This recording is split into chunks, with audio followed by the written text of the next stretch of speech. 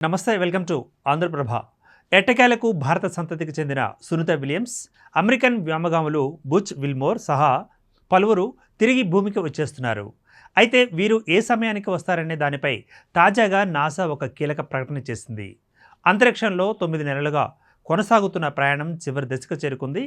American వ్యోమగాములు Butch Wilmore, భారత సంతతికి చెందిన సునీత విలియమ్స్ తిరిగి భూమికి రావడానికి సమయం ఆసన్నమైంది. నాసా తాజా ప్రకటన ప్రకారం మార్చి 19 మంగళవారం ఉదయం భారత కాలమానం ప్రకారం 3:27 వీరు భూమికి తిరిగి రానున్నారు.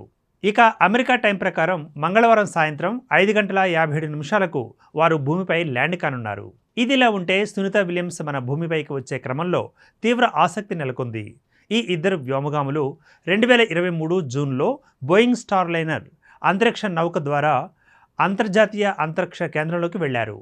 అయితే బోయింగ్ నౌకలో తలెత్తిన ప్రొపల్షన్ సమస్యల కారణంగా వారిని తిరిగి భూమి మీదకు తీసుకురావడం ఆలస్యమైంది. సాధారణంగా వ్యోమగాములు ISSలో 6 నెలలు గడిపితే ఈ జంట మాత్రం దాదాపు 9 నెలల పాటు అక్కడే ఉండవలసి వచ్చిన పరిస్థితి. ఈ అనుకోని ఆలస్యం కారణంగా వీరి రాకపై ప్రస్తుతం ప్రపంచవ్యాప్తంగా ఆసక్తి నెలకొంది.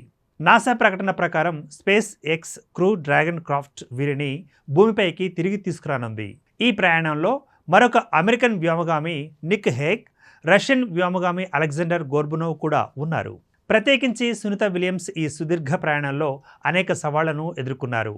ఒక సాధారణ మిషన్ కంటే ఆమె ఎక్కువ రోజులు అనగా 9 నెలల పాటు అంతరిక్షంలో గడపాల్సి వచ్చింది.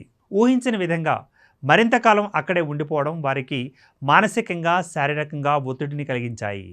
అంతేకాదు, ఈ పొడిగింపు కారణంగా అదనపు దుస్తులు, వ్యక్తిగత సంరక్షణ సామాగ్రిని నాసా వారికి ప్రత్యేకంగా పంపాల్సి వచ్చింది.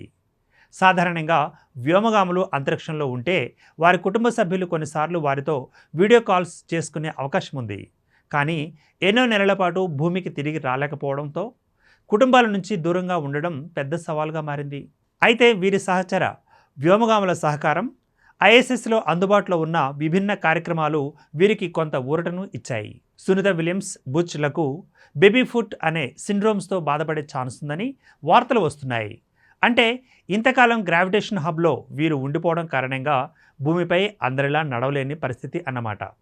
కొద్ది రోజుల పాటు సాధారణ నడకను వారు నడవలేరని వైద్య నిపుణులు చెబుతున్నమాట. చిన్నపిల్లలు ఏ విధంగా నడవలేరో అదే రకంగా వీరు కూడా నడవలేరు.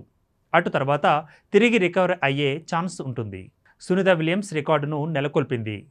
ఈ 9 నెలల మిషన్ ద్వారా సునీత US వ్యోమగామి ఫ్రాంక్ రూబియో 2023లో నెలకొల్పిన 371 రోజుల రికార్డును అందుకోలేకపోయినా ఇది అమెరికా అంతరిక్ష ప్రయాణాలలోనే చాలా ముఖ్యమైన ఒక మిషన్గా నిలిచిపోయింది. అంతేకాదు, ISSలో పొడవైన కాలం గడిపిన మరికొన్ని ప్రముఖ వ్యోమగాముల జాబితాలో ఆమె చేరిపోయారు.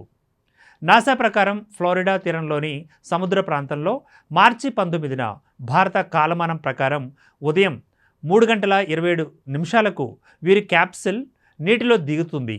అక్కడి నుంచి విమాన మార్గంలో వీరిని నాసా కేంద్రానికి తీసుకువెళ్తారు. ఈ ప్రక్రియను నాసా ప్రత్యక్ష ప్రసారం చేయనుంది.